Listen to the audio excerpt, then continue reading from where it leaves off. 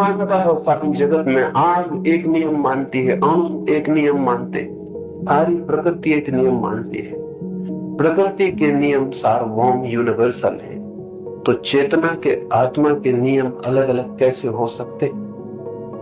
वे भी एक ही नियम मानते हैं। और जब आप डॉक्टर के पास जाते हैं तो वो ये नहीं पूछता कि टीबी आपको है तो आप हिंदू हैं या मुसलमान, क्योंकि मुसलमान की टीबी को असल में इलाज और ढंग का होना चाहिए, कुछ पाकिस्तानी ढंग का इलाज चाहिए। हिंदू के लिए कुछ हिंदुस्तानी ढंग का इलाज चाहिए। लेकिन टीबी के नियम एक, वो टीबी के कीटाणु फिक्र नहीं करते कि हम मुसलमान के भीतर रह रहे हैं कि हिंदू के भीतर रह रहे हैं। वो टीबी के कीटाणु नहीं का पालन करते, वो टीबी के कीटाणु है, उनको कुछ पता नहीं। अभी खून को निकाल के कोई नहीं बता सकता कि खून हिंदू का है कि मुसलमान का। हड्डियों के ऊपर से कुछ पता नहीं चलता कि हड्डी जैन की है कि बुद्ध की है कि ब्राह्मण की है कि शूद्र की है। आदमी के बीच जो भेद था वो एक धर्म के कारण न था। धर्म तो भेद पैदा कर ही नहीं सकता। धर्म ही एकमात्र अभेद है, वही एकमात्र अद्वैत। अगर कोई आदमी धार्मिक हो गया तो इसका मतलब यह है कि उसकी सब सीमाएं टूट गई, वो सबके साथ एक हो गया। अब उसके लिए कोई फासला न रहा, कोई दुश्मन न रहा, कोई पराया न रहा, कहीं कोई सीमा न रही। लेकिन अब तक जो धार्मिक आदमी था उसकी बड़ी सीमाएं, और वो सीमाएं धर्म की ना थी, वो भी क्रियाकरण की। एक आदमी एक ढंग से प्रार्थना करता, दूसरा आदमी दूसरे ढंग से। एक आदमी भगवान का एक नाम लेकर दूसरा नाम लेता, एक किताब को मानता, दूसरा दूसरी किताब को मानता। उसके कारण दोनों के बीच एक दीवार खड़ी होती और दीवार में बहुत नुकसान पहुंचाया। भविष्य में जो धर्म होगा वो हिंदू, मुसलमान और ईसाई नहीं हो सकता, वो सिर्फ धर्म होगा। और ये भी मैं आपसे कहना चाहूंगा कि जिस दिन पृथ्वी पर सिर्फ धर्म होगा उसी दिन हम अधर्म से जीत सकते हैं, उसके पहले नहीं जीत सकते।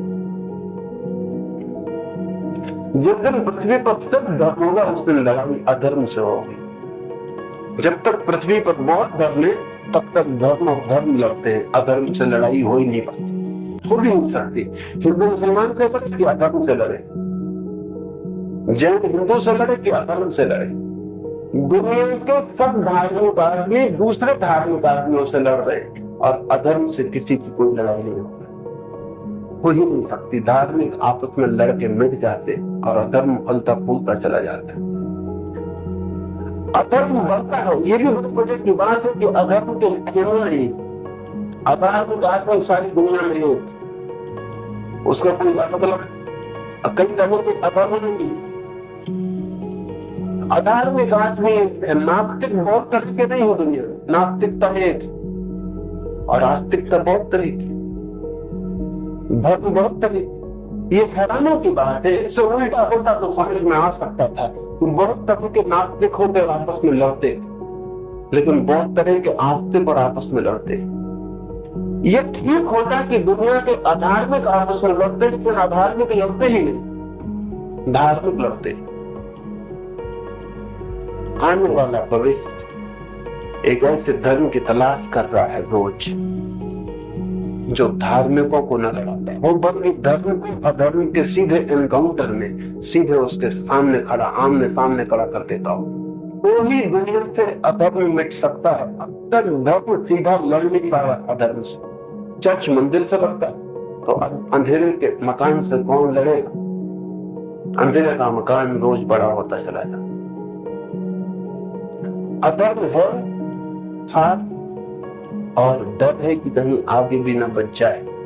अगर हम धर्म की कोई नई व्याख्या नहीं खोज लेते और धर्म की कोई नए आयाम, नए डायमेंशंस नहीं खोज लेते, धर्म का कोई वैज्ञानिक अर्थ नहीं खोज लेते, धर्म के क्रियाकांड से मुक्त करके धर्म की कोई शारीरिक मनोकथा नहीं खोज लेते, तो दुनिया में अधर्म बढ़ता चला जाएगा और धर्म की स्थिति को नहीं मालूम पड़ती। लेकिन खोजा जा सकता है और अब खोजना पड़ेगा, क्योंकि पाखंड के कारण अब तक खोज संभव नहीं हो पाती थी। वो पाखंड गिर रहा है और मैं मानता हूं आज भी धर्म के बिना नहीं जी सकता।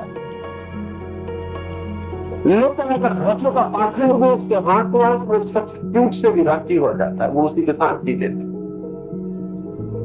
हमें पता भी नहीं चलता। मैं एक कहानी मुझे याद आती है, उससे अपनी बात पूरी करूं। मैंने सुना है एक रात एक जंगल से वो सन्यासी जा रहे हैं, भागते हुए अपने अपने जहां उन्हें ठहरना है, जहां रुकना है, वहां भागे चले जा रहे हैं। बड़ा सन्यासी तेजी से भाग रहा है। जवान सन्यासी भागा कहता है कि इतनी जल्दी क्या है? वो कहता है जल्दी है, रास्ता अंधेरा है, अमावस की रात, खतरा है। वो जवान सन्यासी बहुत बार सोचता है कि सन्यासी को खतरा कैसा? असल में जितने सारे खतरे स्वीकार कर लिए हैं वही तो सन्यासी है। तो सन्यासी को खतरे का क्या मतलब? जिसका खतरा है उसी को तक ग्रस्त कहते हैं। असल में जो खतरे से डरा हुआ है वही ग्रस्त है। ग्रस्त का मतलब ये है कि खतरे से बचने की उसने घर बनाया, खतरे से बचने की तिजोरी रखी है, खतरे से बचने के लिए इंसान किया। लेकिन सन्यासी वो जिसने खतरे को स्वीकार कर लिया। आप उसके पास में घर है, दीवार है, तिजोरी, तो आदमी डर क्यों रहा है? फिर उस बूढ़े सन्यासी ने आज तक कभी कहा भी नहीं पहले आज ही क्या खतरा है। तुमने कुएं पर रुके हैं, बूढ़े ने अपने झोले को जवान को दिया, कहा मैं पानी खींच लूं, संभाल के रखना। तब उसे ख्याल आया कि खतरा जरूर झोले के भीतर होना चाहिए। उसने हाथ भीतर डाला तो देखा एक सोने की ईंट भीतर रखी हुई। खतरा पकड़ में आ गया। उसने वो ईंट निकाल के बाहर फेंक दी और एक उतने ही वजन का पत्थर उठा के झोले के भीतर रख दिया। सन्यासी बूढ़े ने जल्दी से हाथ में धोया, क्योंकि जिसकी झोली में सोने की ईंट हो वो हाथ में भी ठीक से नहीं धो पाता। 24 घंटे जल्दी, क्योंकि वो फिक्र तो ईंट की लगी हुई, वो सब काम करता है लेकिन फिक्र ईंट की लगी रहती है। भागा जल्दी से झोला अपने हाथ में लिया, टटोल के देखी ईंट है, कंधे पे टांगा वजन है। दौड़ शुरू हो गई। फिर रात अंधेरी होने लगी, शायद वो रास्ता बता गए। उसने 2 मील चलने के बाद कहा क्या मामला है? कोई रोशनी नहीं दिखाई पड़ती, गांव का कुछ पता नहीं, रात अंधेरी है और बड़ा खतरा है। उस युवक ने कहा बिल्कुल बेफिक्र हो जाइए, खतरे को मैं 2 मील पीछे फेंक आ रहा हूँ। सुनकर क्या करते? उसने घबरा के अंदर झोली में हाथ डाला, वहां तो पत्थर था, सोने की ईंट नहीं थी। लेकिन 2 मील तक पत्थर की ईंट ने सोने की ईंट का पूरा काम किया। उसने कहा बड़ी अजीब बात है, मैं 2 घंटे तक पत्थर को कोई छीन न ले इससे डरा हुआ था, तो फिर अब गांव जाने की क्या जरूरत है, यहीं सो जाए। बूढ़े का तो फिर यहीं सो जाए, अब रात यहीं गुजार दें, फिर सुबह चले चलेंगे, अब कोई खतरा नहीं। पत्थर की ईंट भी सोने की ईंट के भ्रम में 2 घंटे तक खतरा दे सकती है। एक घड़ी आई है मनुष्य जाति के जीवन में, एक मैच्योरिटी की, एक प्रौढ़ता की। आदमी प्रौढ़ हुआ है कि हम जिसे अब तक धर्म की ईंट समझते थे वो पत्थर की ईंट साबित हुई है। अब कुछ लोग कहते हैं आंख बंद रखो और अभी भी सोने की ईंट माने चले जाओ, लेकिन आंख अगर जबरदस्ती बंद रखो तो भी बीच बीच में खोल कर देखना पड़ता है। और वो ईंट सोने की नहीं है, वो पत्थर की है। और नए बच्चे तो कहते हैं कि आंख बंद क्यों रखें, जब नहीं है सोने की तो नहीं है, पत्थर की है तो ठीक है, अब छोड़ो इसको, अब इसकी फिक्र छोड़ो। लेकिन कुछ लोग ने तो कहे चले जाते हैं कि नहीं ये सोने की है, इसको बचाना जरूरी है, क्योंकि हमारे बाप दादों ने इससे बचाया। उन्होंने बचाया होगा, उन्होंने गलती की, और जितने जल्दी उस गलती को हम समझ लें उतना बेहतर है। और अच्छा हो कि इस ईंट को तो हम फिक्र छोड़ दें, लेकिन अब झोला खाली हो गया है, और खाली झोला बहुत अखरेगा, खाली आदमी बहुत अखरेगा। पश्चिम में वो खालीपन, एम्प्टीनेस बहुत जोर से मालूम पड़ रही है। इस समय पश्चिम के सारे साहित्य में, पश्चिम के सारे विचारकों में एक शब्द जो बहुत कीमती है वो एम्प्टीनेस, खालीपन। इस वक्त अगर दर्शन की कोई पश्चिम की किताब पढ़े तो उसमें परमात्मा की चर्चा नहीं होगी, आत्मा की चर्चा नहीं, एम्प्टीनेस की चर्चा होगी। खालीपन, आदमी खाली खाली मालूम पड़ रहा है। एक कहीं खो गई है, जैसे हमने समझा था कि सोने की थी वो पत्थर की हो गई है। एक वर्ग है जो कहता है अब भी उसे सोने की माने चले जाओ, ये कैसे हो सकता है। दूसरा वर्ग है जो उसके खिलाफ कहता है कि ये घर में छोड़ो, ये सोने की हो नहीं सकती, सब ईंटें पत्थर की। इन दो के बीच एक लड़ाई चल रही। एक है जो कह रहा है उसी को सोने की मानो, नहीं तो खाली हो जाओगे। दूसरा क्या, खालीपन आदमी की नियति है, भाव की। कोई ईंट है नहीं सोने की, सब पत्थर की, देखो उसको खाली रह जाए। इन दो के बीच सारी दुनिया में कसमकस। मैं बिल्कुल तीसरे तरह का आदमी, जो ये करने सकता है वो एक पत्थर की थी उसे फेंको, लेकिन सोने की ईंट भी हो सकती है, खाली रहने की कोई जरूरत नहीं, सोने की ईंट खोजी जा सकती है। प्रेम को मैं धर्म के लिए सोने की ईंट कहता हूँ। आने वाले 3 दिनों में सांझ मैं प्रेम की चर्चा करूंगा कि वो सोने की ईंट कैसे खोजी जाए, जिसकी वजह से हम खाली पड़ गए, एकदम दीन और दरिद्र हो गए। और सुबह ध्यान की चर्चा करूंगा, क्योंकि ध्यान के द्वार से ही उस खजाने तक पहुंचा जा सकता है जो प्रेम, क्योंकि प्रेम कोई कृत्य नहीं, इसलिए प्रेम को कर नहीं सकते हैं, लेकिन प्रेम घट सकता है। जैसे कि मेरे घर से बाहर सूरज निकला हुआ है, मैंने द्वार बंद करके मैं भीतर बैठा हूँ, मैं सूरज की रोशनी को घर के भीतर नहीं ला सकता। पोटली बांधूं, पेटी में बंद करूं तो पेटी आ जाएगी, पोटली आ जाएगी, रोशनी बाहर रह जाएगी। तो रोशनी को घर के भीतर नहीं लाया जा सकता, लेकिन मैं दरवाजा खोल सकता हूँ, और दरवाजा खोल के बैठ जाऊं तो रोशनी आ जाएगी।